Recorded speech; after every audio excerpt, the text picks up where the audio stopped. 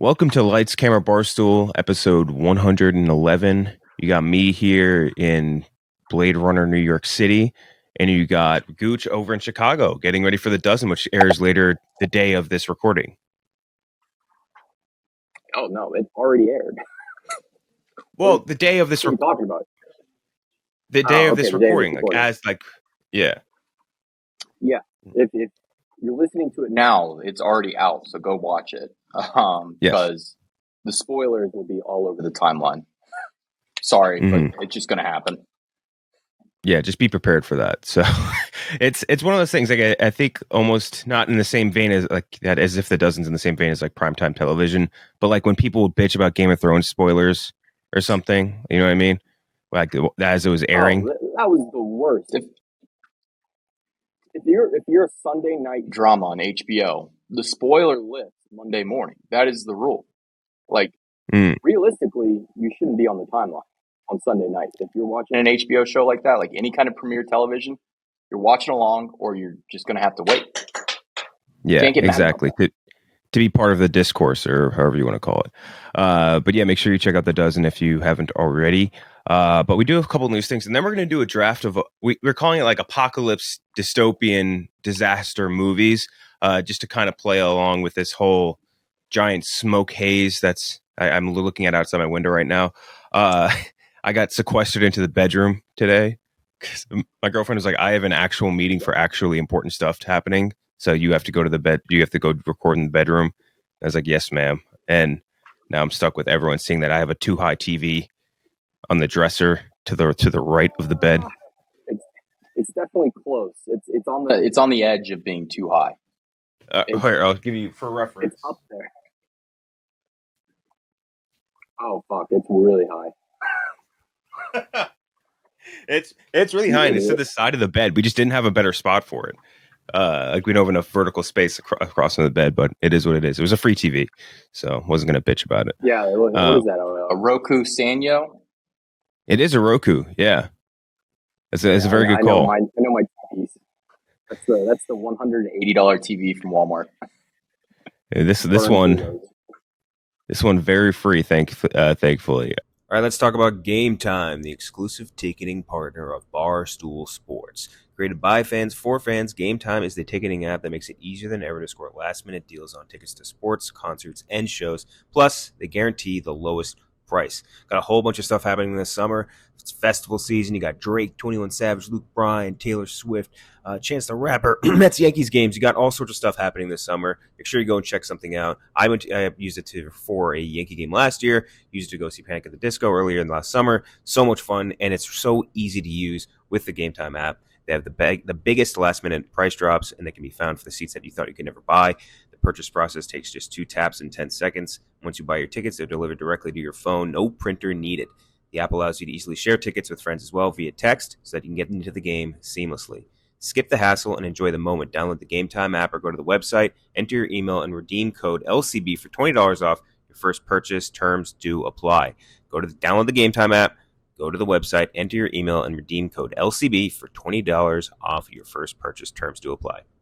But yeah, we got some movie news. The first being that Tom Holland is taking a year-long break from acting, and he says it's because of how hard filming The Crowded Room was, how bad that shoot was.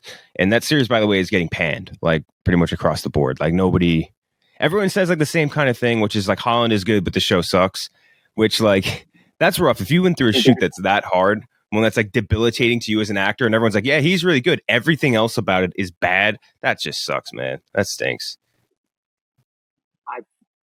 I feel like they feel bad for him.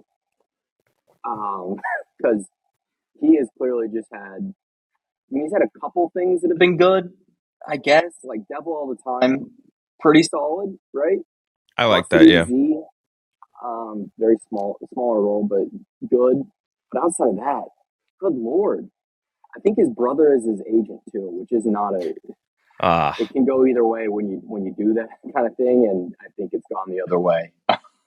Yeah. I mean, dude, remember how bad Chaos Walking was? Chaos Walking was rough, but that was rough for him and another actress who I feel like is in that same stratosphere, which is Daisy Ridley. Like Daisy Ridley, I think is also in that same sort of like, I don't know what you would call it, like limbo of like, yeah, I think this person's a really good actor. It's just they haven't, outside of like their main franchise, gotten a chance to really do anything big or good.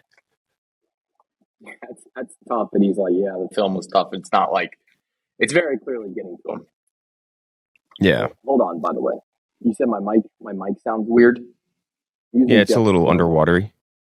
Oh, using Jeff Snowball. Everyone, then this is podcasting 101, and not that everyone listening to this can relate, but the first microphone you ever get when you start a podcast is the Blue Snowball, because it's the cheap. It's like, I don't know how to explain it, but they're like giving an analogy, but it's like the cheapest fucking thing you can get. It's almost like professional gamers would move to like Turtle Beach headsets, but like you're starting out with Skull Candies. Like this is the Skull Candies of podcasting microphones, the Snowball. I eventually upgraded to the Shure mic, which I think is pretty good. Although I just realized it's not even totally connected. But I'm going to disconnect it and see what it sounds like. Yeah. Let's see if it's any better. Yeah, it sounds exactly the same, which means it wasn't connected. This is great behind the scenes work of how the what do you call it, the sausage is made, I guess. With listening to idiots talk about movies and TV. It's just so fucking, it can be a drag sometimes. Plus, I'm sure the Chicago internet isn't as good as you might imagine. All right, mic is fixed. We're good to go. Next piece of news was our Ahsoka Tano teaser. Teaser itself, I think, interesting. You just get like a couple quick flashes of shit, and you don't really get like a full glimpse of everything that's going on, which is great because that's something we've bitched about a lot, is just like teasers and trailers revealing too much. But this one gives you not a ton. Cast on this, I think people know most of the big hitters, like Rosario Dawson, obviously, as Ahsoka Tano, as she's appeared in Mandalorian and all that. Hayden Christensen's going to show up for an episode. Ray Stevenson's playing Baylan Skoll, cool ass name. Mary Elizabeth Winstead playing Harrison Dula, great ass name. Tamora Morrison come back as Captain Rex. David Tennant is playing a character, I think a robot. Lars Mikkelsen, Mads Mikkelsen's brother, who voiced Grand Animal Thrawn in Rebels, is playing him in live action, which is obviously awesome. And then Iman Esfandi is playing Ezra Bridger, which is another character a lot of people have wanted to see in live action too, which is sick. But yeah, I'm very excited for Ahsoka, and they said it's going to be dropping August 23rd, which is like not insanely far away. And since like last season of Mando may be a little shakier than the rest, all relative again to how good the first two seasons were, this one, all created by Filoni, it's his brainchild. Like, I think we're going to get a nice, good return to form here. Yeah, I mean, the online and Star Wars fans have completely turned into Star Wars fans. Hold on, I gotta move. I think they about to do something in here. All right, in a different room, still talking Ahsoka, but the Star Wars fandom has completely. They're doing the thing. They're doing the thing. If you haven't noticed online, where they've completely turned on one of their, not completely, but a large faction of the fandom has completely turned on Dave Filoni for one average season of. Wasn't even a bad season. It was just kind of rocky at points and not up to the standard that the first two seasons set. And now they're like, oh yeah, Dave Filoni doesn't know what he's doing. He's just doing fan service. It's like, dude, Star Wars, that's all Star Wars is. It's all fan service. All like, what are we talking about here? It makes no sense to me. I have complete faith. Ahsoka is his baby. That is his baby. If there's one project that I have like complete faith in at this, actually, well, Andor season 2 also. But outside of that, Ahsoka is the one where I'm like, yeah, this is going to be good. I have faith. I mean, she's just a dope ass character. Those two lightsabers look so fucking cool in action. That robot, by the way, what a ridiculous robot. What a ridiculous robot. And you said Doctor Who's David voicing Tennant. It? Yep. Yeah. Yeah, no, I'm pumped for this. August 23rd, the day after my birthday. It'll be a nice little present. I might stay up that night, just watch it drunk as shit. I don't know. I'm very excited for this. Especially, I just want to watch that. Like I said, the most recent season of Mando wasn't bad, but it is like I want something good.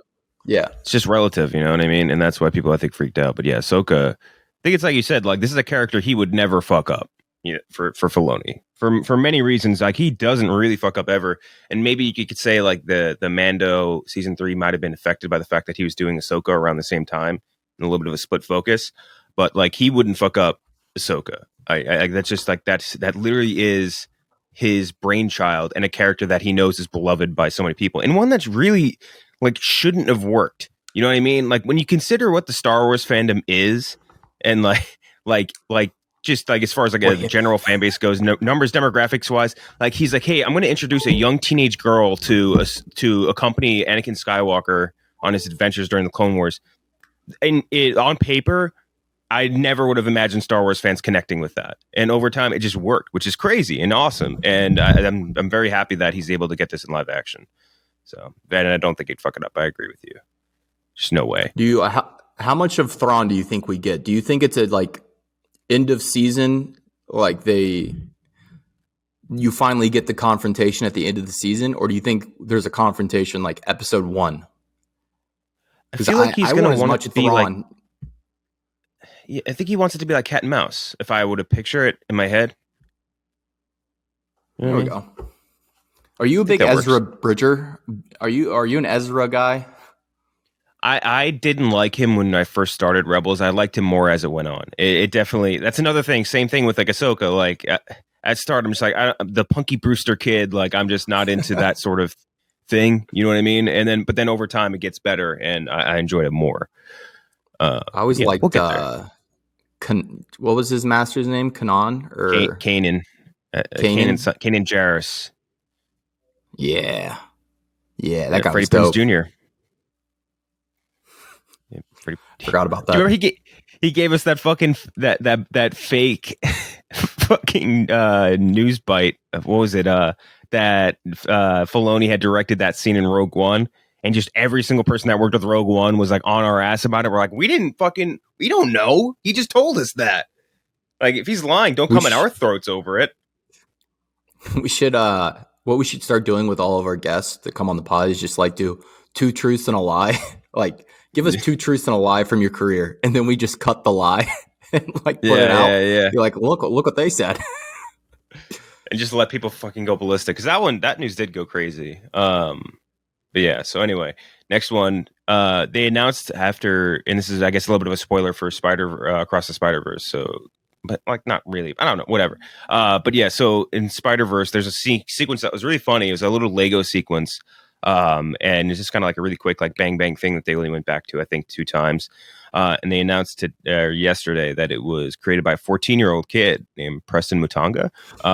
It's just like Peter Parker Lego dimensional anomaly, and it was fucking awesome. It was a cool scene, and the fact that they let a 14-year-old handle it is awesome. And I love when they like let people who are like really passionate about this shit, even though they're not really professionals, like kind of like do this. And I know the kid's dad, they said, had to build a whole new computer just to render the graphics for it, which is fucking crazy. But I love that shit. Same with that kid that used to do, I remember this is like 3-4 years ago, he used to do like Marvel and Star Wars and shit, like effects. Like he'd do all these crazy things. He used to do cosplay as Miles Morales too, and like they let him do stuff too, which is cool. I'm really into that sort of stuff. Are you talking about Jillian Bass?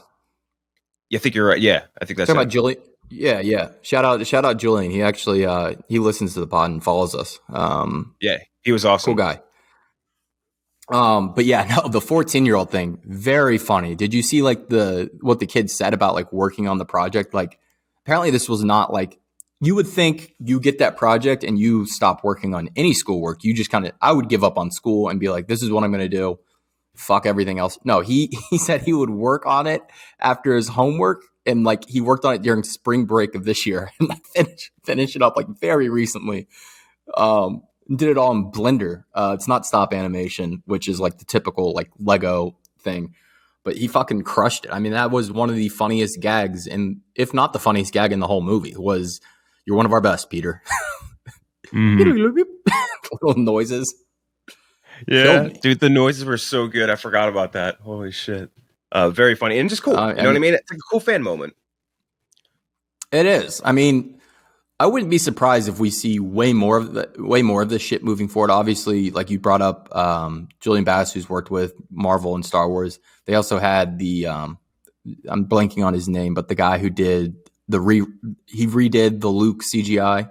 From the Mando season finale, and they brought him in to do the Luke CGI on the Book of Boba Fett.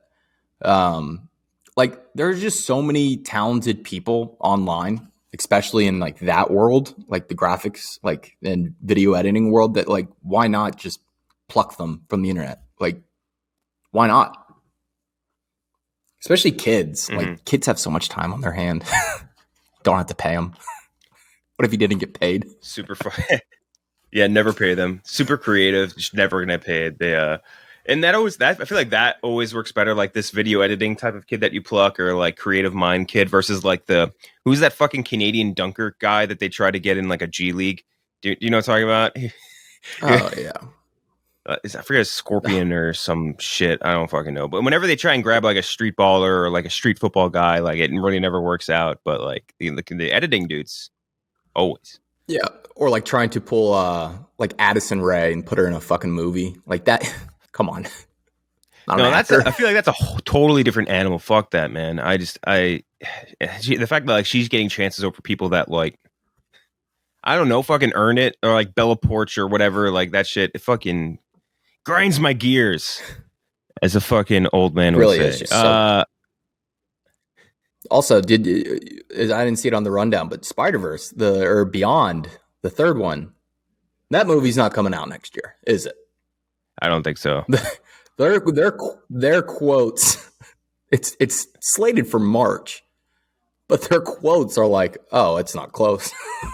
Yeah, they're not even close to done. Although, if that kid finished the Lego thing that late and it made it into the final cut like that seamlessly, fucking maybe. I don't know. But that would mean they'd have to be done in like January. You know what I mean? And even then, that feels way too close for like the production process. I'd imagine like the backbone of the animation is done, but the fact that like Haley Steinfeld hasn't recorded lines, like shit like that, like that's a main character. Yeah, it's one of the biggest speaking roles in the movie. Arguably the co-main with Miles this movie. Yeah, you could argue she was the main character in the last movie. I don't know. There's so much Spider-Man news right now. It has become my entire timeline. There's people react. I don't know if it's because the new Twitter algorithm like forces you to see shit that you just keep clicking on, but my entire timeline has been Spider-Verse stuff, and there's just so many ridiculous stories out there. Like, did you see Shameik Moore wants to play Miles in live action? Yeah, he's 30 years old. It's just not going to work, my man. Got to give up that pipe dream while you still can. The next thing is the Poor Thing trailer, the next Yorgos movie, Yorgos Lanthimos. Where I feel like we're tentative Yorgos guys. I remember like when Favor came out, we were like singing on the rooftops about it. Lobster's a tougher one to try and recommend to people, but Favorite, man, is so goddamn good. Obviously, garnered a bunch of Oscar shit. But this one, the incredible tale and fantastical evolution of Bella Baxter, a young woman brought back to life by the brilliant and unorthodox scientist Dr. Godwin Baxter. Emma Stone, Mark Ruffalo, Willem Dafoe, Margaret Qualley, who I'm sure that's one of your horny selects, right? If I remember correctly. And Rami Youssef. Correct me if I'm wrong there. I got a lot of them. Listen, I got a lot of them. Emma Stone's in there too. Emma Stone is in there too. Trailer looks cool. So is Willem Dafoe, even in that prosthetic. Yeah, so is Willem Dafoe and his big old honking dick. So big they had to like edit it out, or what was it, Jesus of Nazareth or something? Yeah. I agree with you though. This movie looks fucking awesome. I think like it looks really, really. It just looks fun and different. It looks like Emma Stone is basically doing a Lucille Ball playing Frankenstein impression, and it works tremendously. Like the one thing you can say about Yorgos is he's not going to put out something unoriginal. Everything he's always put out has always been like different, catches your eye, and this is in the same vein. I'm very excited for this, and always a good sign when you get a trailer early in the year for stuff like this. Like they're confident in it. Yeah, I think the big thing that stuck out to me was like mostly the visuals. A lot of really cool scapes. You know what I mean? Like this big cityscape, big like seascape, like all this cool shit. Character. All the actors in this are fantastic for the most part. Although I'm still like with Mark Ruffalo, I'm so in between on him where I'm just like, I don't know if he can act. Like, I don't know. And he's been around for a while. All right, so what is his best performance? That's the real question. Because I'm like, okay, yeah, good in Spotlight, no doubt. Dark Water or whatever the Zodiac. We talked about that last. Was he great in Zodiac though? He was good in Zodiac, but he also didn't really need to carry the load. Like he wasn't like the main in that. No, he wasn't at all. So yeah, I'm with you, and he feels. If I had to critique one thing from this trailer, he looks entirely out of place. He looks very out of place. Like he just does. He doesn't fit the vibe at all. Yeah, I don't know. I'm into the idea regardless, though. You know what I mean? Yeah. It's funny because like you hear Yorgos movie and like you're all right, countdown to the fisheye lens, and it maybe happens within the first like 20 seconds of the trailer, right? Yeah. You also see the guy from the guy from SNL's in this. I can't remember his name. Who? Let me pull up the cast. Wait, is it like a good SNL person or? No, it's one of the newer guys. Was it Poor Things? IMDb. Oh man, who is it? It's like a bad SNL Jared Carmichael. Oh, okay, yeah. Never mind. Yeah, no, I'm in on that. I mean, this entire cast, again, with maybe the exception of Mark Ruffalo. Not that we're Mark Ruffalo haters. I'm very in on it. Cool ass trailer too. I'm not. To be clear, I'm not a hater. I just think he has like limits to what he should be doing and what he actually does. Yeah, it's very. He's just a tough nut to crack for me as a viewer. You know what I mean? I don't know how else to put it. But yeah, so that's all of our news for today. All right, before we get to our draft, let's hear from Anthony Ramos, star of the new Transformers movie. Really cool interview, very down-to-earth dude. Got a lot of interesting behind-the-scenes stuff for both Transformers, some Hamilton stuff. All right, we're joined for the first time ever by Anthony Ramos, who's got a pretty, I guess, not just like blockbuster, but also size of the movie. Pretty big movie coming out, Transformers, Rise of the Beasts. Coming out June 9th in theaters. See it on a damn big screen. How we doing? How's it going? Yeah, I feel great, man. Thanks for having me. It was wow. I saw the movie yesterday for the second time, and I was bugging out.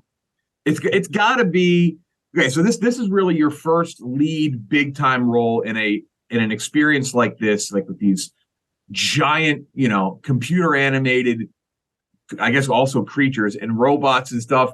The first time you saw it, like the first time you saw a fully finished effect after, filming on, green screen with smaller things and all that, that must have blown you away. It has to be the coolest fucking thing to see that. Yo, it was wild, bro. I mean, the first time I saw the effects was in the trailer because I hadn't seen the movie until like 4 days ago. 4 days ago was my first time. I did a screening for my family and friends in New York out here. And then last night was the premiere here in New York. So like it's still so new to me and fresh. Like it's just some of the transformations in the movie too. Like, when my man Primal tells the Maximals to maximize, bro, what I was gonna transform in the seat right there, yo. I was bugging. I was going crazy. Yeah, that's crazy too. I think you had one of the coolest transformation scenes too when you were in the Porsche and like you transform and you walk out as if you've been doing this your whole life. That was a cool ass, one of the cooler Transformer moments. You popping out of it. No, that was crazy. I hope that they release the behind the scenes of how we really shot that because I think people would laugh. It's the original behind the scenes for the first Transformers movie, which I think came out now. I want to say 2007. I think that's what it was. 2007. Yeah, I watched that behind the scenes many times, and I remember the second movie that came out after that. I want to say Revenge of the Fallen. The one Transformer, they had this big giant Transformer that was like on a pyramid and everything. And I remember back then, that was like 2009. It like crashed the computer that they were trying to animate it on. Like it was physically too much, which is nowadays like whatever. I'm sure you like, not that it's easy, but I'm sure it's much easier. But I remember like to get those things animated even just almost 20 years ago, like they were just shutting down the whole company. They were so big. Yeah, no, they were crashing the systems. Just pushing the boundaries. But yeah, no, man, it's insane. It's insane. to see where the movies have come from since then. But yo, Michael Bay was always killing it with the VFX. So he was always, that's what the fans love the most. The fans were really like, yo, what's up with the CGI? How's it gonna look in your movie? It can't look cheap. Michael Bay did it this way. So Steven was pretty good at making sure that the visual effects were amazing. You mentioned the fans. You're right around our age. I'm 32. Were you a Transformers fan growing up? Were you a big Transformers kid? Bro, Beast Wars was my shit. Can we say that? I don't know. We can't say shit. No, yeah, you can. Yeah, you can. Okay, yeah, word, yeah, but that was my shit, yo. I used to watch Beast Wars all the time. I like Primal and Cheetor and all of those characters, Rhinox. Like, I didn't really watch the show from the 80s. Beast Wars was my first introduction, and then I saw with Shia LaBeouf, in 2007. But so I was hyped when I found out the Beast Wars were gonna be in this movie. I'm telling you, bro, I was going crazy.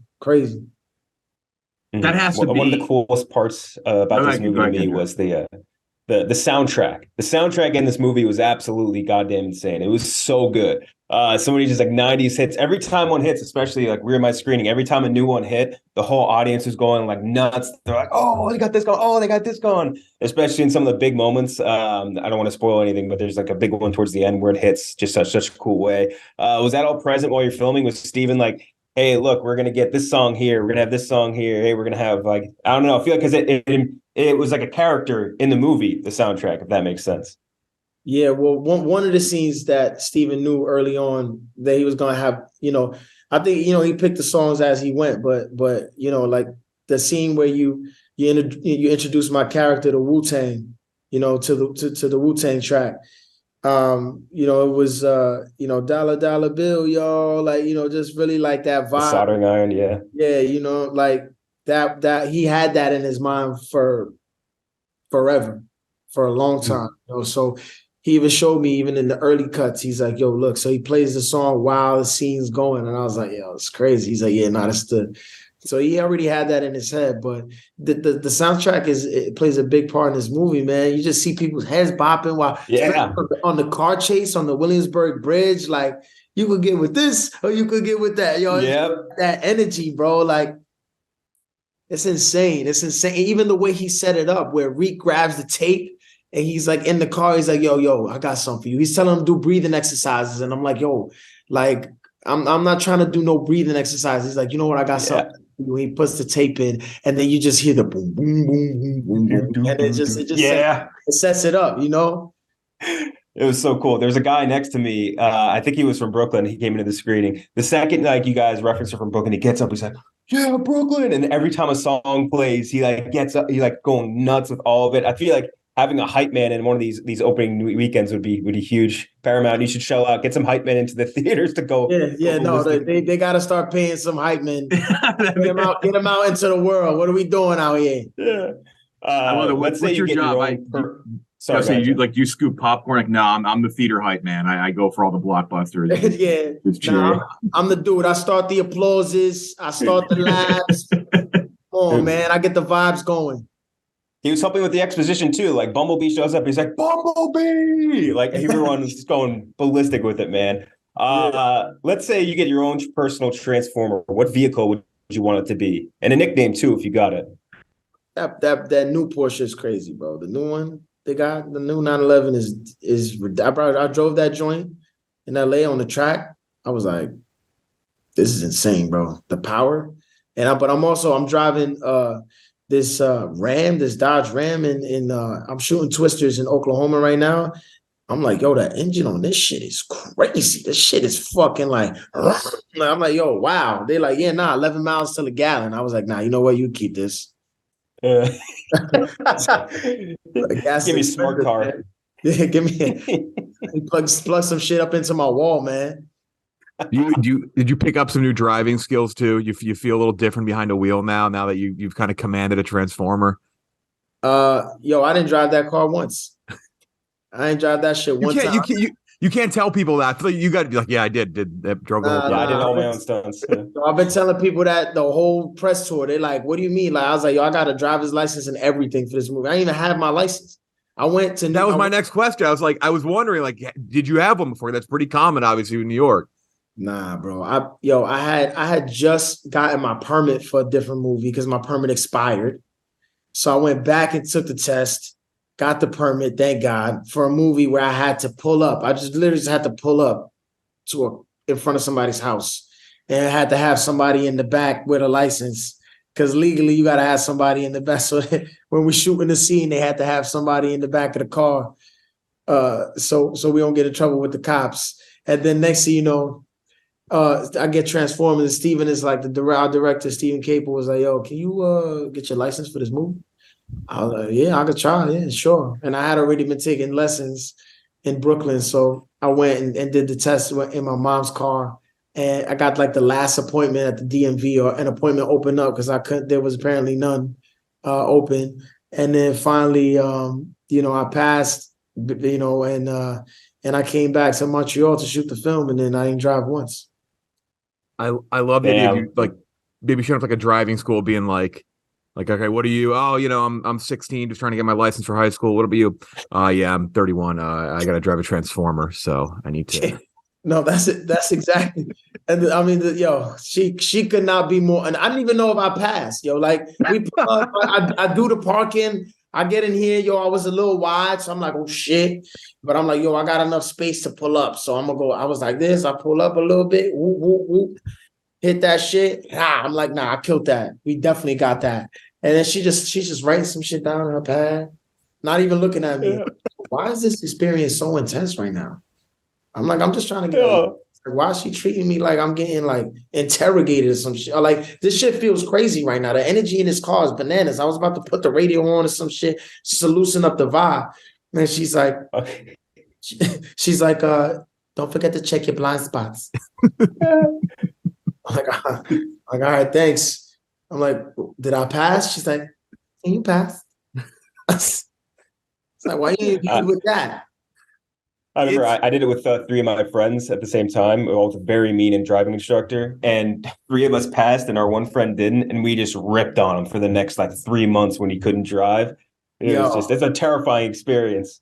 Oh no, I was scared for sure though, because I was like, I felt like like if I failed this, I failed at life. Yeah, but driving tests are always.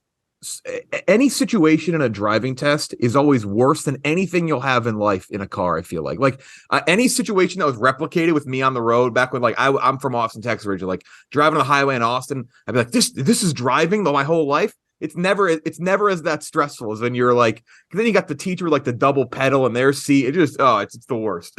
I hated that. I mean, I ain't have no double pedal, man. I was in my mom's car, so I was, you got. No protection. I was like, come on, please, God, help me here. Ain't nobody breaking if it ain't me. If I didn't drive a clutch, I'm still a dead man. There's no way I'm getting through that. I mean, come on. So you've obviously done some pretty crazy differences in types of movies. Obviously stage stuff as well, like Hamilton, all. But In the Heights, we'll grab as an example. In the Heights, what is more difficult on screen? Is it like, musical, performing, dancing, singing, having a choreograph, having to hit, marks and spots, or is it acting against, at times, nothing? I think one of the most difficult times I ever had on a set was our choreographer in the Heights put me on the spot in front of everybody. We had this scene in the opening sequence, the opening song in the movie. Massive sequence. I'm talking about, it's like 60 dancers watching me learn this, literally one of the hardest sections of the movie in choreography. And the choreographer is like, I'm going to teach this to you in front of all of them in the middle of the street. Oh. And now we're about to shoot it. And I'm just like, bro. No pressure. I'm like, my man, this is crazy right now. And then on top of that, we were losing light. So this is a massive crane shot. We're fighting the light. We have to get the shot. This is the opening shot of the movie. If we don't get this shit, we don't even know if we're gonna get this a time to shoot this again. And the camera is coming in like just like this, and it's landing on me at the end, and then it's supposed to land on me on that one line when I'm like in Washington Heights, and then it flips up, and then you see the title in the Heights, the birds fly over and shit. It's supposed to be cinematic, and I'm like, yo, if I don't hit this step, I'm fired. I'm sure they're gonna be like, yo, this guy out of here. It's still early enough in the filming. We can get someone who can do this. This is crazy. We made a mistake. So that was probably one of the times where I think I had the most pressure. But Transformers was wild, bro. It was crazy. You know, that the whole action sequence at the end of the movie, that was insane, man. That was like, I trained really hard for that. Like, originally that was supposed to be a stunt double doing that whole thing. And I was like, yo, nah, I want to do this. That's awesome. You got to see my face. You can't have this moment in the movie and not see my face. So I was training with the stunt team on the weekends, you know, learning those sequences, as well as training it during the week. Yeah, it was pretty tough. Yeah, you Tom Cruised it. I appreciate that as a cinema fan. We like the guys who do their own stunts. So like you mentioned, the end of the movie, a very big thing happens at the end of the movie. Without spoiling, were you like aware of the gravity of what was being teased at the end of it? I was, yeah, Stephen, you know, yeah. I read it when I read it in the script. I was like, yo, this is crazy. Mm-hmm. I was like, yo, if we pull this shit off, whoa. I was like, yo, it's a good tease. That's a great tease. Again, we won't spoil anything, it is like, oh, it takes you back a little bit. Crazy, bro. I was like, yo, we get disapproved by all 86 people that need to approve this. I was like, this is gonna be epic, man. Yeah, dude, it's awesome. And we love Steven too. We interviewed him after Creed 2, and like him talking about like just different aspects of Creed 2 maybe we didn't pick up on our first watch was so cool. Like him talking about like how he shot Drago this way, he shot Michael B. Jordan this way. Like he's such a cool director. Super creative, bro. Very creative. Like we mentioned before, we obviously know you originally from stuff like Hamilton and In the Heights. With Hamilton, something I've always wondered about with plays. Like I just went to Moulin Rouge the other day. Like for us, it was like I feel like if I was an actor in this situation, you know that people like paid money to be here. For some people, it's a once in a lifetime thing. Like, does that in like the back of your mind, like I can't have an off night? You know what I mean? Like, because some of these people, that's like their moment to be here, like a movie or whatever. Like they go back a different night, it doesn't matter. But like with a play, this might be their only chance. So like I always think about like that must be so much pressure. I can't even imagine. Yeah, I mean it's pressure, but once you know it, it's like, yeah, I know the words, I know where to stand. We rehearsed this shit a million times, you know, and you know, at a certain point, if you've done the show, once you've done the show, you know, a certain amount of times, the shit is like muscle memory, to be honest. It's actually, you actually got to just remember, like, I think that kind of thing is what keeps you going, keeps you engaged, because you're just like, all right, look, it is possibly someone's first time, so you got to turn it on. But I think instinctually, like, once the lights hit, every time, it didn't matter what I was going through that day, yo, once I came on stage and them lights hit me, I was like, oh no, we in it. We in the mix. We here. Let's go. Like, come on now. Like, let's get it. It's just something like activated, you know, and you know what I'm saying? But yeah, I think you think about that. It helps though. It helps with, it's less pressure and more motivation. You know, gives me motivation because I'll be tired. You know, fucking 8 shows a week, bro. For 2 shows in a day on Saturday and Wednesday, or sometimes if the producers want to be assholes, they'll give you 5-show weekends. So you do 2 shows on Saturday, 2 shows Sunday, 1 show Friday. You're like, thanks, yo. Thanks for taking my life, my G. And then like, it's like you're fucking exhausted, bro. And then they're like, we're going to give you 1 day off on Monday when nobody goes out and does anything. And it's all, and like, I feel like the caveat needs to be added too, especially with Hamilton. It's like, not, again, no offense to normal folks like myself and Kenja, but you were performing for some pretty like big high up people like in like just the entertainment world and like presidents and shit. So you were doing that for some pretty big names. You turn on every night. Yo, every night. It was crazy. I mean, yo, it got to the point where literally people be like, yo, this person's here, you know, this person's here. Every day it was a new person. And like, for the first like few months, it was exciting, and then it'd just be like, "Yo, I'm fucking exhausted. I ain't going out." Yo, I messed up one day, and I took too long in the shower and missed Jay-Z and Beyonce. Oh no. Yeah, no, I dropped the ball on that one. It's all right. I've met him. Okay.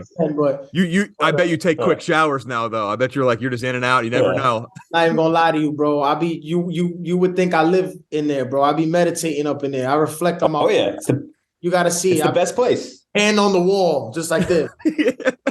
Water's not even hitting me, bro. The water's hitting the other side of the shower, and I'm like this. Dude, it's great. Getting his schwitz in. I do that all the time. Sometimes I'll sit in it and I just like let it all go over, legs crossed. It's great. Yeah, bro. Before we get to our little rapid fire thing at the end here, you do have 2 future projects I want to talk about. Reminder: Transformers out June 9th. Make sure to see it in theaters. You got Ironheart coming out. You got Twisters coming out. Ironheart, spinoff of Wakanda Forever. Is that, I don't know for sure, is that set in Cambridge? Because we know Ree Williams, she attends MIT. Is that set in Massachusetts? No, it's set in Chicago. Okay. That's right. That's where she's from. I just didn't know. I was going to ask if it was set there. I was going to ask you had a Boston accent. Do you have a Chicago accent then in the movie? I do. And I'm not. Okay. Don't ask me to do it. People be asking me to do that shit. I'm like, yo, I forgot how to do it. You're going to mess it up. Fact. I was doing it every day, and now I'm not. I'm like, give me a break. Shit. But Chicago. It's fun. It was fun. I love Chicago. I had a great time.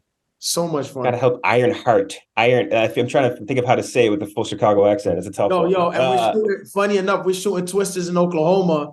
And I was like, yo, you guys want me to do an Oklahoma dialect? No, we could get busy. And they were like, no, don't even worry about it. So I'm like, so how y'all want me to explain this New York ass accent, this East Coast accent, where everybody's over here sounding mad Southern, and me, I'm over here like, yeah, man, the supercell is looking kind of crazy right now. This shit is bananas. And I was like, yo, let's just make him from Miami. I was like, we speak kind of alike in New York and Miami. I just moved down there, and I was like, yeah, no, I live there, so it's close enough. Yeah. My friends down there speak like me, so I was like, okay, yeah, we good. So I just got a line in the movie where I'm like, yeah, nah, I went back to Miami to collect my thoughts or some shit like that. I say, so we just, but yeah, it's fun. Yeah. What's Twisters looking like right now? Because like we were saying before, how much we kind of miss these 90s, 2000s disaster movies because they were just kind of played a big role in like that blockbuster era. So what can you tell us about it?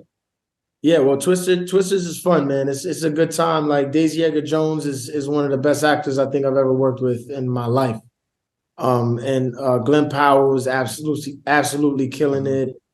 It's a new flavor, man. New flavor on Twister. People were asking about some of the old characters coming back.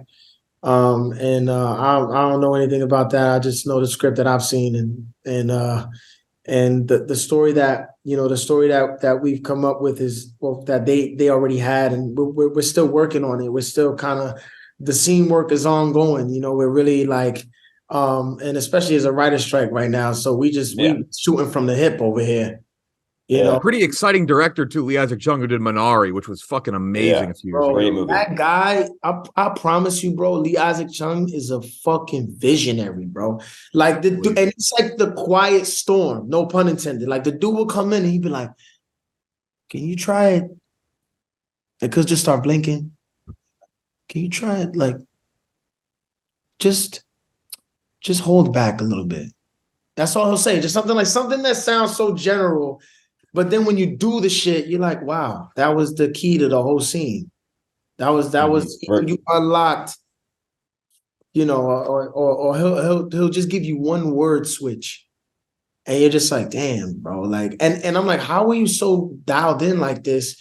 And you're so locked in on what the tornado's gonna look like, where the tornado's landing, how, he's just so dialed in on everything, bro. What the shots are, like, there's no question if he knows what the plan is. The dude is he's just so locked in, man. So I feel blessed every day I get to work, man. Thank you so much.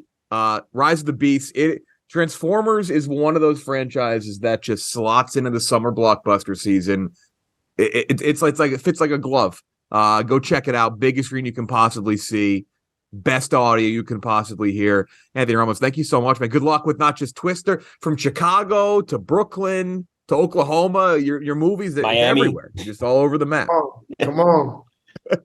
Thank you so much. Good luck, man. Have a good one. Thanks, guys. Some other things excited for you guys to hear. now we're going to do a little draft. We're going to do a draft of our apocalypse, dystopian, disaster movies. I got a lot. I didn't even put them in order yet because like I like every single movie I have on here like a lot. So it was tough for me to kind of organize. But I think I just shoot from the hip. You can go first, and I'll go second on this one. I mean, I hate to do it, and I probably take it. I think I've taken this like first overall in so many drafts at this point.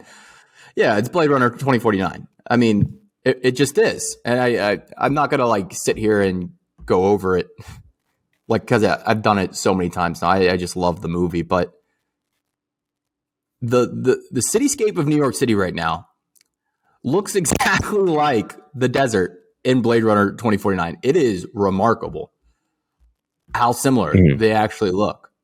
The one that killed me was like, I can't remember who tweeted, but they're like going out to the bodega. Do you need anything? It's just a picture of him. That, yeah, just like it's the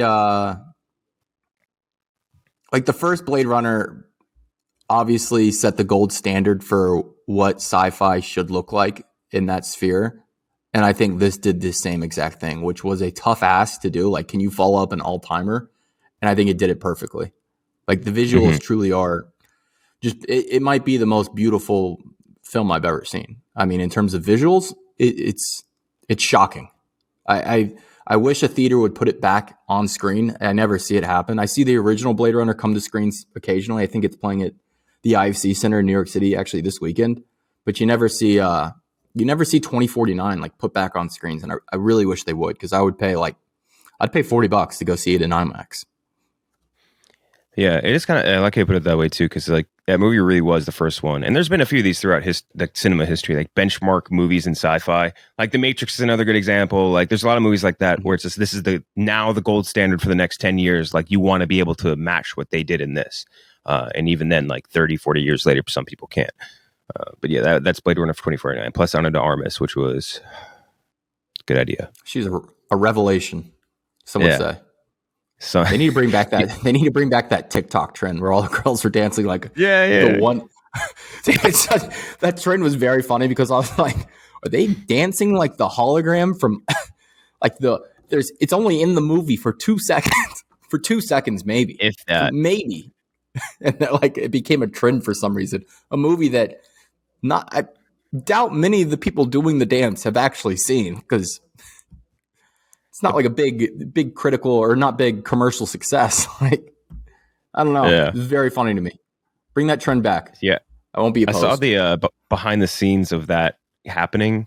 Like how they filmed that scene with Ana de Armas. It's very funny. She's just sitting there on a green screen with like all this shit on, like I don't know what you call it, like cheerleader outfit basically on. Just like doing the little jig, and then they show you like how it looks after. It's funny to watch a lot of the behind the scenes shit on that. All right, I get back to back, and I will do first another movie where like the scape looked very similar yesterday to here, which is Mad Max. Another movie where we talk about, I feel like we draft all the time anytime we do sci-fi or big action movie or anything like that. So not a ton to rehash on, but I mean one of the coolest action movies of the last 20 years, like just insane high profile action, cool shit. Like it so much of it feels, even if a lot of it's CGI, feels practical, looks real, gets you engaged in it. Cool soundtrack, great acting, and just like very, I guess you could say like bare bones, if that makes sense. Like there's not a lot of frills in Mad Max where it's like you need to pay attention to this subplot or this thing or this distraction or this. It's like, hey, they are chasing them across the desert and you will want them to escape, and that's it. Like that's all you really need to know. And I appreciate that about Mad Max, Fury Road a whole ton. You could also, I didn't even mention it. I said Mad Max, not even Fury Road. Either of them could be on this list easily. The original Mad Max is awesome as well, but I would pick Fury Road, which I think is a better movie. And then, yeah, I think like that's without a doubt, right? Is there anyone out there who disagrees at this point? I mean, Mel Gibson. The original Mad Max is great, but like what Fury Road did is it's just like Maverick, where the first one was good and like it is iconic, but the follow-up, and obviously Mad Max had more sequels in between, but the follow-up decades later is just a tremendous step up in practically every aspect, like the visuals, the acting, the the dialogue, like everything is just taken to another level. Mm-hmm. I got my Top Gun Maverick. I don't know if you can see it from here. My Top Gun Maverick framed and poster. I got the poster and the ticket from when we went to the screening framed right up there. Ooh, I don't know if you can see it from your angle, but that's cool. I got that. I came home and I was like, I'm framing it. Dude, I remember the first time I saw I saw Top Gun Maverick twice in theaters. And the reason is because the first time I bought a ticket, and you guys didn't see this theater at Regal, but they have this thing called 270, and I didn't know what it was. So I just bought it.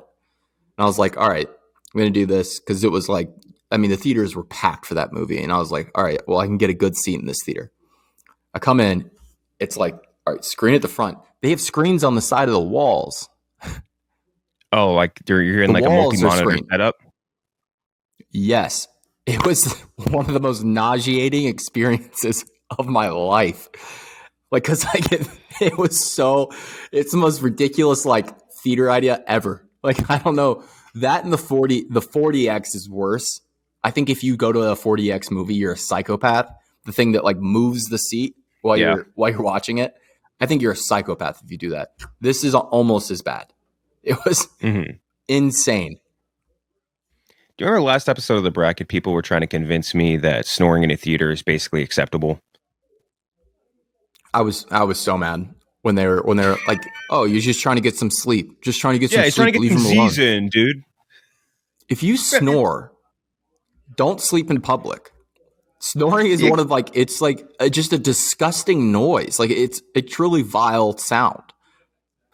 They're acting like like they were acting as if us who are on the anti-snoring side were like saying like, yeah, nobody should sleep ever. Like, no, like if you're in a fucking movie theater or you're on the like a crowded train or on the way to work, like you should not be snoring. Like that's just not a cool thing to do.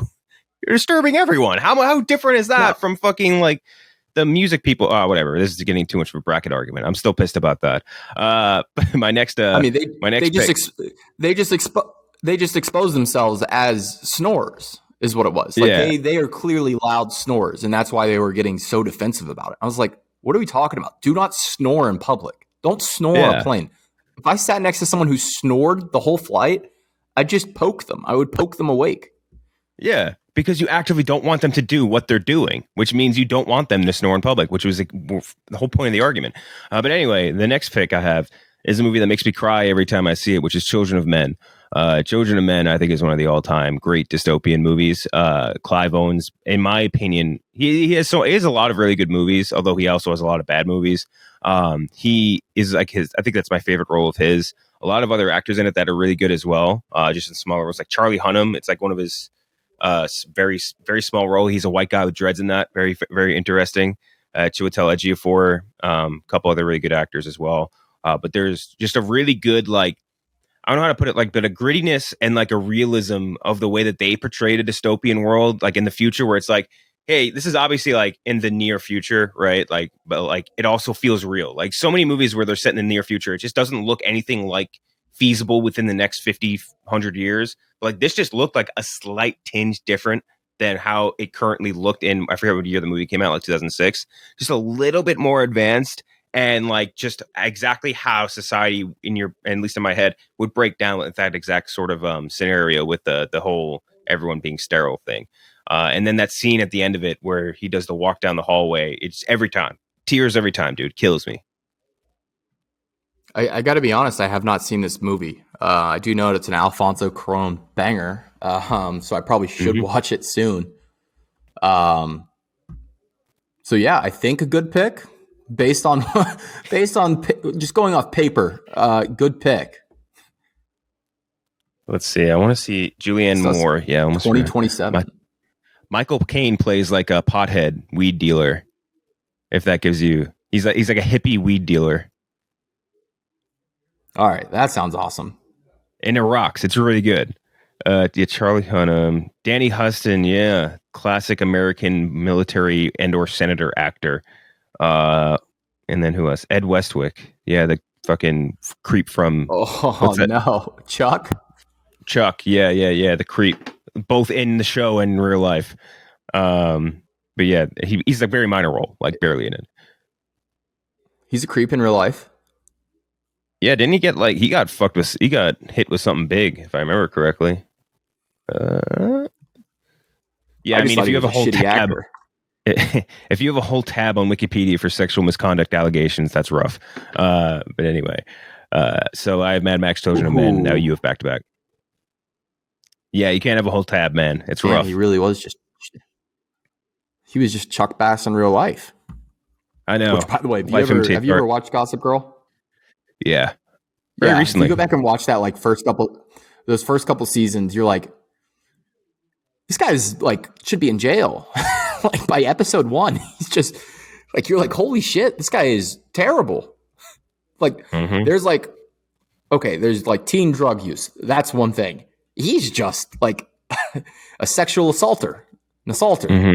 A predator. But for my third pick, there's probably better movies up here, but I am going to go with The Matrix. It's just, it is iconic. The first Matrix, just it hit the world like a fucking atom bomb. It really did. The measure of how iconic your movie was in the late 90s and early 2000s was how much it was getting spoofed. And this movie got spoofed in every single fucking movie, movies that weren't even comedies, we're doing it. And it still gets done today. The Matrix shot is the slow-mo action. It was just so fucking cool. The long trench coats, the little sunglasses, the slick back hair, little tiny skinny jeans. But it's cool. And it's a cool setup of are you awake? Are you not awake? It has some meta commentary in there too. Not as meta as the most recent one, but very meta commentary. Yeah, no, it's phenomenal. I don't care if it's one of those movies where did they give credit to Ghost on the Shell on that one? I think over time they did, but it took a while, if I remember right. Because it very clearly takes a lot of inspiration there, especially in the way it looks and the design of the cords in the back of the necks and all that shit. Kira too, everything. Yeah, I mean, but they do it in a way that's they do it their own way. They add in a lot of their own original visual designs, and I mean, it was a turning point for Keanu. Also, it's a movie that I love it. I wish the sequels were better, but it's whatever. It stands alone. You can watch the first one and it stands alone as a movie. I think another good way to say how big its impact was the people that would line up for I think it was The Matrix 2. Do you remember that clip where it's that dude that looks like Seth Rogen dressed up like a fucking one of the squid machines? You ever seen this? It's so funny. They have they show a line for The Matrix 2, and it's all these dudes dressed up different things from the Matrix. And the guy's like, I'm an Agent Smith, and the other guy's like, I'm a fucking Sentinel machine, and they're all. It's very, very funny. And the one dude that they interview for a decent chunk sounds and looks like Seth Rogen would in 2000, I guess 2 or whatever year the second Matrix came out. It's very funny. So you get The Matrix and you get one more. All right, I'm going to go Matrix. And are we doing? Is it disaster, apocalypse, post-apocalypse? See, that changes things. I'm going to go with a comedy then. And I'm going to go with This Is the End. I really do. It's one of those movies where I liked it a ton on the first watch. I was like, that was fucking awesome. But even going back and rewatching it over and over again, I'm like, this is great. Them playing themselves is that's a thing that really just works for me almost every time. I don't know what it is, but when an actor plays themselves, but in a very hyper, almost caricature way of themselves, and even just plays themselves in a way that I would never believe that they're like that. Michael Cera being a complete dickhead, was very funny. This is before the Michael Cera memes had started to hit the internet, where he became this I don't know, alt girl icon. He was just still kind of the nerdy guy from Juno and Arrested Development. And putting him in that and having him slap Rihanna's ass and oh my gosh, it was great. The Channing Tatum cameo, one of the all-time cameos. The Emma Watson cameo, maybe not one of the all-time cameos, but still like gave us like just a great Hollywood story. Jay Baruchel, maybe at his most Jay Baruchel-ness. He's a straight man. Hey guys, you don't think we should be doing this? That's a great impression, actually. And Jonah Hill just stealing the show as being just a fucking annoying one. Just being so annoying and so needy. Your references, man. Everyone loves your references. I think one of my favorite parts of that movie, just like the smallest little throwaway thing, is the fact that pistol was from Fly Boys and they referenced it.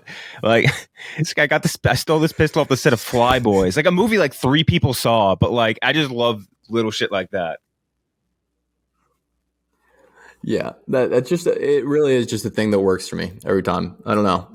I would love more of that shit. He worked with Nick Cage last year. Like not as good, but like Nick Cage playing like just a ridiculous version of himself was very funny. It reminded me the Flyboys thing of, and I was talking to someone about this recently. The whole bit in I Love You, Man, where the guy's like, yeah, I had direct my commercial. M. Night Shyamalan, director of The Village. Like that shit is just funny to me. Like references to random, maybe not good movies that like not many people have seen, but just hearing a reference like that, it's like that. It makes me Leo meme it like every single time.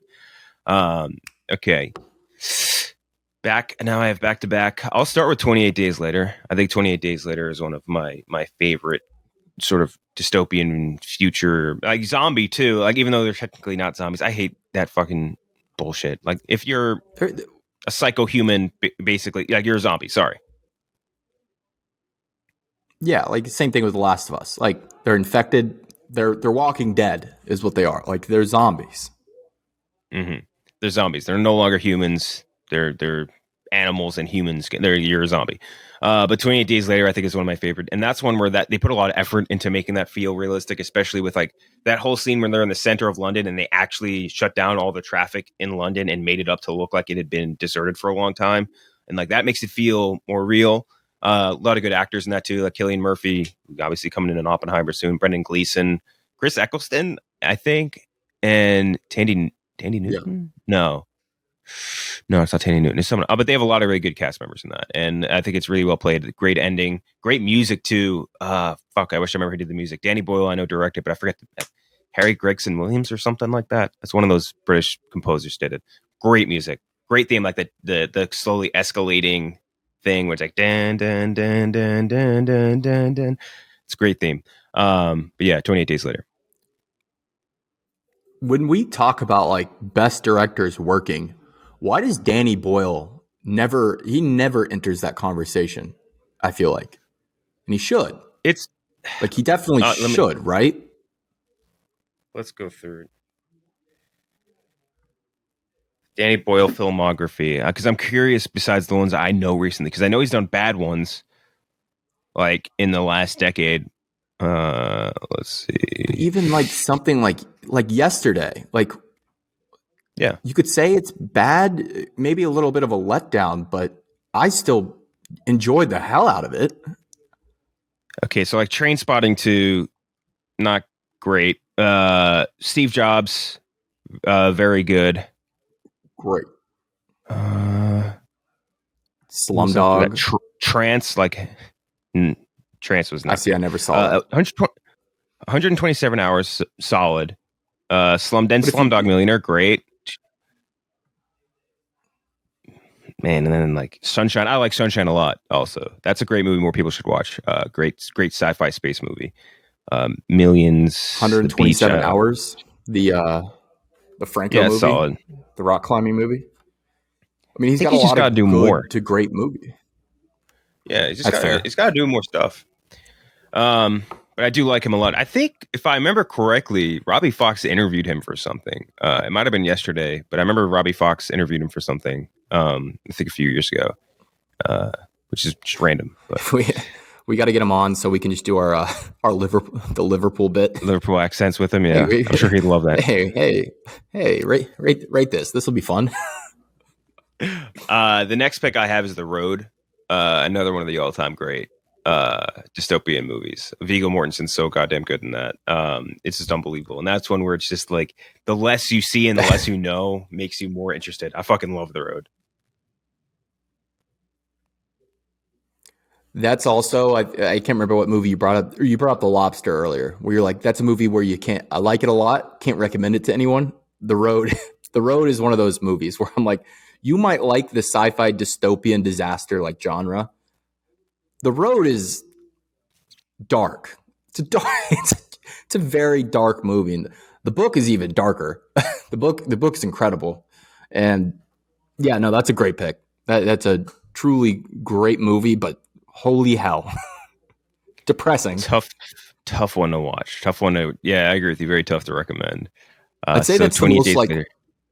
That's the most realistic one.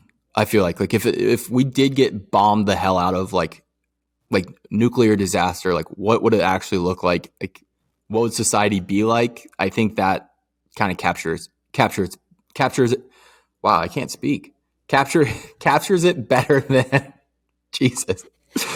Anything else? Oh my God. I think I developed a stutter mid-pod. Mid-pod. So 28 days yips. Later in the road for me. And the podcast yips. You get back to back. All right. Let me go back to. Oh fuck! I lost my list. Hold on. I got to pull my list back up. I had my next pick pulled up. Fuck. You were about to pick Armageddon, I believe.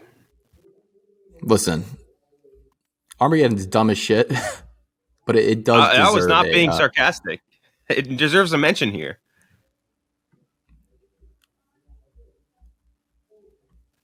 Ooh. I think these are my using movierankings.net, by the way, which I'm sorry it has not been updated, but it is still very useful for finding subgenre stuff like that.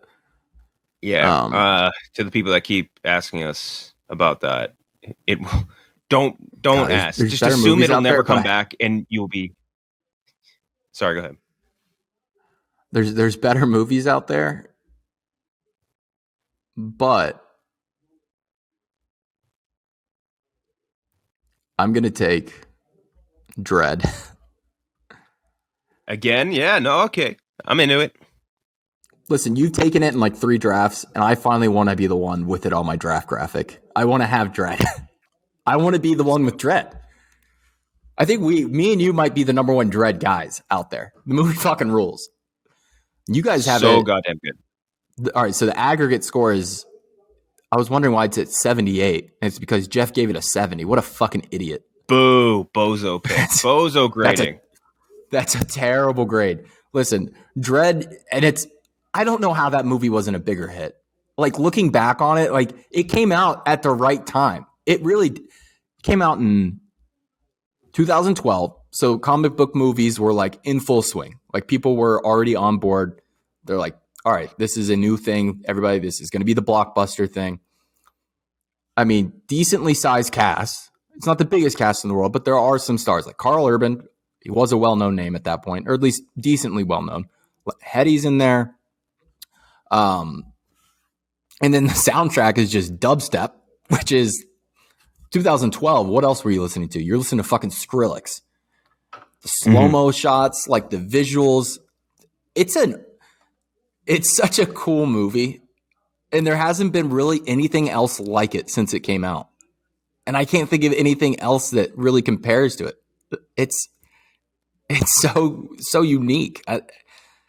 I would love to see a sequel. Like, people keep fan casting Carl Urban as like Batman, Wolverine, other things like that. Just bring him back as Dredd. Do another Dredd. And everyone I talk to likes the movie. And it had the benefit of being on Netflix for forever, where people caught it. I think if they put a sequel out, I think it would do at least decently well. If it was good, anyway. That's a tough one to try and replicate. I think 2 problems, just based on what like your pitch of it, is that number one, I don't even think people really know that it's a comic book movie. You know what I mean? Like, I don't think people associate it as a comic book movie. And also, the cast while good for people who like movies, is not star-studded. Like, if you asked people in 2012, hey, who's Carl Urban? Like, the best you would get was people be like, hey, the guy who had like 10 speaking lines in Lord of the Rings. Like, that's like there's not a lot of like now they're more because of The Boys and shit like that and Star Trek and all those movies. But I guess 2009 was like what, or that 2009 was the first Star Trek movie. He played a smaller role in that, like Bones or whatever. Like, he doesn't have the star power there. Lena Headey, like, how long had Game of Thrones been out for? Not even a year. Years at that like point. It started 2011 was the first season. I remember because I was a freshman in college. So it had been on for like not even a year yet. People don't really know. They know her as what, like the wife from 300 or something like that. Like, it didn't have the star power necessary to really draw in people who, like, there's people that'll just go in because like they hear, hey, fucking Chris Hemsworth's in this movie, I'm gonna go watch it. Like, there's people that'll do that, and like without that, it was I think that's tough sell for someone to go to the theater to watch it. But I agree with you. A lot of people, when it came to streaming, like, that's how I discovered it. I never watched it in a theater. I went and saw it. I think I watched it on Hulu or something, and I was like, this is amazing. Why didn't more people watch this? And but I agree with you. If they're able to get like all the same core group of people together and make a sequel, I would be very down to watch that, because it was an awesome movie. And another one that, like, that genre is very tough in like the mid-level budget range to do well, and they did it perfectly. And I think that anytime you get a movie like that where you're stuck in like a building, like a high rise, like with The Raid or whatever else, like, it always seems to work. Like, I like those movies a lot. That's true. That movie moves too quick. Hour and a half long, and really there's some exposition, but for the most part, like, you get there, like, there's the first crime, the chase on the highway, I think, and then you get to that building, and it's just balls to the wall from there. Mm-hmm. So cool, yeah, drug. I'm going Dread. I remember right. The drug is awesome. What do they call it? Slow mo. I think they literally call it slow mo. Yeah, smart thinking. And then let's see. I'll go another comic book movie. I'm going to go V for Vendetta, which is a movie I wanted to draft. I can't remember what draft we were doing recently, but I wanted to draft it, and it just was too late. And I'm going to take it. I really love that movie. I think it's a lot. You guys have it at 82. I think it's a lot better than that. It's Hugo Weaving. His voice acting there is so perfect for The Mask. I don't know what it is, but it lines up perfectly. Like, he delivers those monologues perfectly, and Natalie Portman is phenomenal, I think. And she shaves her head and goes out in the rain. I love it. That's one that's a TV cart movie for me in high school. You know what I mean? Like, I think I watched that in AP History or something, like, because they were talking about the gunpowder plot. And because that's where like the whole Guy Fawkes bullshit comes from. Damn, it would have been cool if he pulled that off. Guy Fawkes, R.I.P. My dog Guy Fawkes. If he blew up Parliament or whatever, it would have been a sick move. But really would have been. Would have been fucking awesome. But yeah, so I think for me, maybe that's why I have it a little bit lower, but because I associate it with that. And also, I remember one of the last LCBs we were talking about the one friend who recommends shit, who every time they recommend things, it's going to be bad. Like, and my friend for that, the one who loves the 100, he fucking loves V for Vendetta.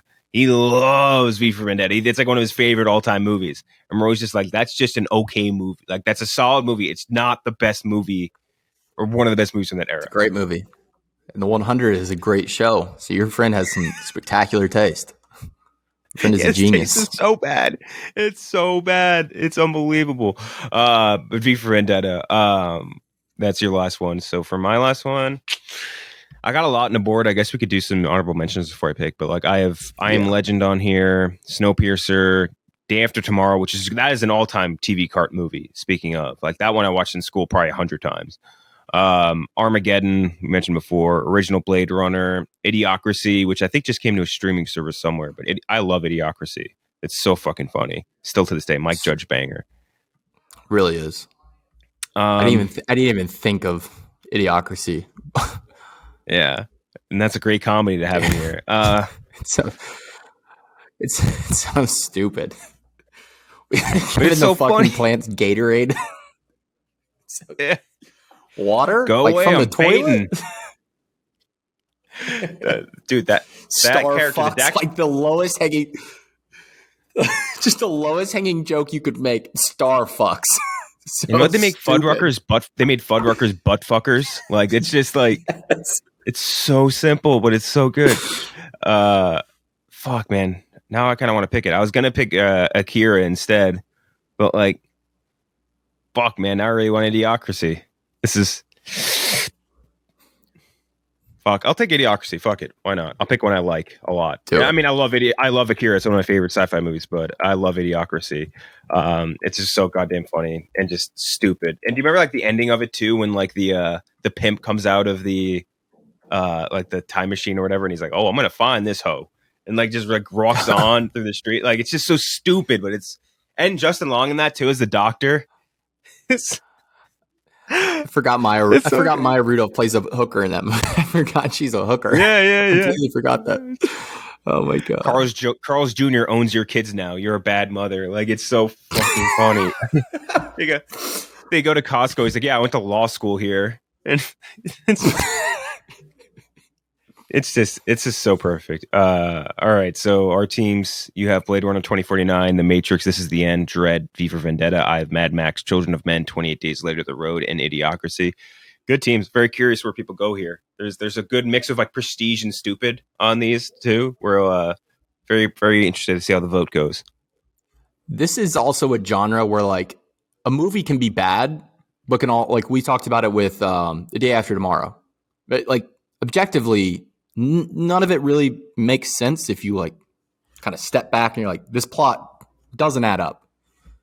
Mm-hmm. But these movies can just rock anyway. Like, like Oblivion, 60 out of 100. Kind of a fair score Oblivion. For that movie. I still really like it. They have a song with what's his name in it? Fucking, it was a dozen question I think I had recently. The M83 or whatever, Midnight City dudes. Those dudes did a song on that soundtrack. That's like, it's at the very end of it. It's a banger. It's such a good song. I can't believe I'm still not fucking getting it. The song is Midnight City. No, the band is M80. M83. Yeah. M83. Okay. Yeah. They have a banger song at the end of that. Although that movie also features, what was her name? Olga Kurilenko or whatever. One of those actresses. They tried to make a thing for a little bit between like that and Bond, and then she just didn't become a thing. Like they wanted her to be one bad. Also has Andrea Riseborough, Academy Award nominee. Is she the voice of something on there? Yeah, I think so. I don't remember her in that movie, but I see her on the cast list. Morgan Freeman, I think it was like the Equilibrium. Also, looking at Equilibrium, another movie. So awesome. Dude, so great. Fucking gun kata, him just going through, just like, the gun's going everywhere. It's just so fucking stupid, but so good. Book of Eli, like another movie, like it's maybe not like a great movie, but like fucking awesome. Like if it's on TV, I'm going to sit there and watch it. Yeah. So this genre, like this subgenre, we should do that one day. Is just draft like subgenres and like movie types. That could be fun because this would be towards the top of my list. Yeah, because I'm just looking through. I'm like, these movies aren't great, but like I really love these movies. That's true because like there's a very big chunk of those movies where like even the ones that aren't good are still more watchable than the other movies graded around the same in other subgenres. Like I'd rather watch a 50 overall like dystopian movie than a 50 overall like I don't know, romantic comedy. You know what I mean? Yeah. So that's our dystopian disaster apocalypse draft. Good teams. We'll be back on Tuesday. What's our movie for this week? Transformers: Rise of the Beasts, right? Yep.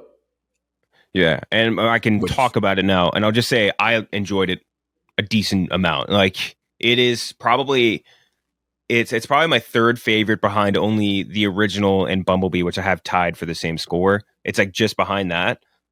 Cool action. The soundtrack fucking rocks. It's like a character in the thing. Pete Davidson voices like I didn't even realize it was him. He's such a good voice role and a cool character as the Porsche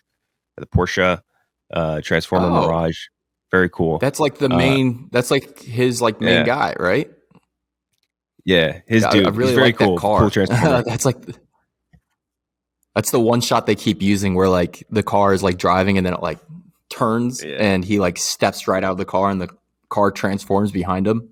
That shot's awesome. Oh yeah, that just reminds me that we are supposed to be airing Anthony Ramos in this episode of LCB. So when you're listening, you're going to hear me say an inserted break where I'm going to say, now we talk to Anthony Ramos, and then we'll come back. But Anthony Ramos, actually, it was a very good interview, very cool. Had a lot of interesting stuff to talk about with that, especially that shot. He talked about that shot, and he's like, I can't wait for the behind the scenes of that shot to come out because it's bizarre. But yeah, so we'll be back. Make sure you watch Rise of the Beasts. It'll surprise you, I think. And I saw a discussing film, their review of it. They were like, it's one of the blandest of the franchise. Like, have you not watched any of the other Transformers movies? If you think this one's bland, it's like fucking, it's unbelievable to me. It's whatever though. Discussing film. That's me. They're good guys over there, but that was a rough one. Disbussing film. We'll be back on Tuesday.